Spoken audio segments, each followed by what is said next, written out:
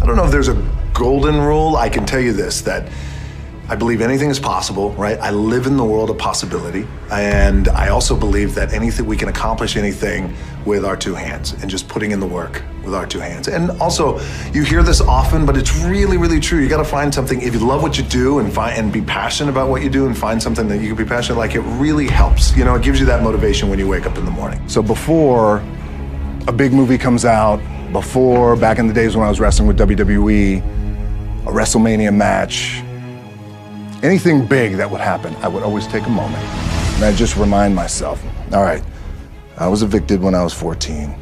We were kicked off the island. We couldn't live in Hawaii. Had no place to live. A lot of shit happened. Then when I moved to Nashville, I was arrested multiple times by the time I was 16 years old. Like, I remember that.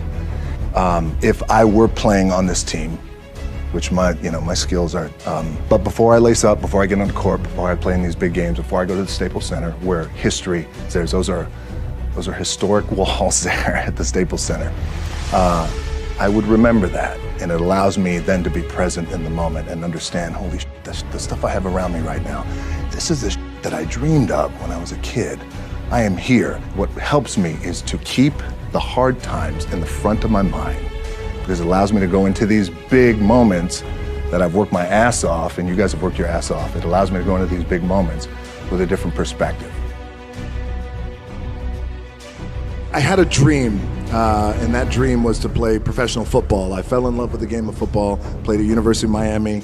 My goal was to play in the NFL. Again, because we didn't have a lot of money, so I wanted to be the first one to buy my parents a house, buy myself a house. I never lived in a house until I was 29 years old. And the dream didn't come true. I didn't get drafted. I didn't get any offers, nothing. I had to work up in Canada, the Canadian Football League. When I was cut from there, my dad had to come pick me up. And I'll never forget, we were on I-75. He lived in Tampa, came to Miami, got in his pickup truck. We drove up I-75. And I'm 23 years old. I am forced to move back in with my parents, which I was, because you want to tackle the world and you have all these dreams, and none of it came true. And it was also hard because all my friends around me, those teammates, they were NFL stars and they became millionaires buying their parents a home. You know, that's the thing, you want to buy your mom a home. Now everything, my production company and all marketing, everything is $7. Really, the two things I want to say are, you got to be the hardest workers in the room, and don't fuck the opportunity up.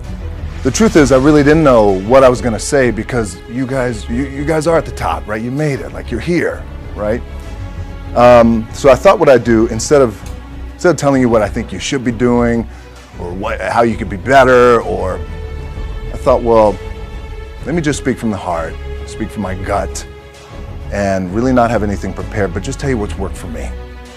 And maybe some of the stuff that's worked for me might work for you now, currently, presently, as you guys have your goals and ambitions, NBA championship, MVPs in this room, things like that. But then further on down the line, as you guys continue to live your life. The first thing I would just want to say is, this idea and this notion that you could be anything you want, you can accomplish anything you want, right? We hear that. You've heard that from the time you were little boys.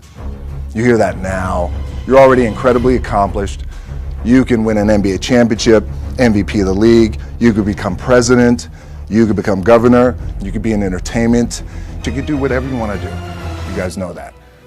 The thing that has worked for me is to remember the hard times.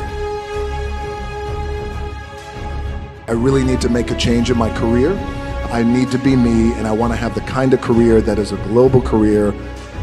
And I said, I'm not quite too sure how we're going to do it, but I need you to buy into the vision with me, and I'm willing to put in the work with my own two hands.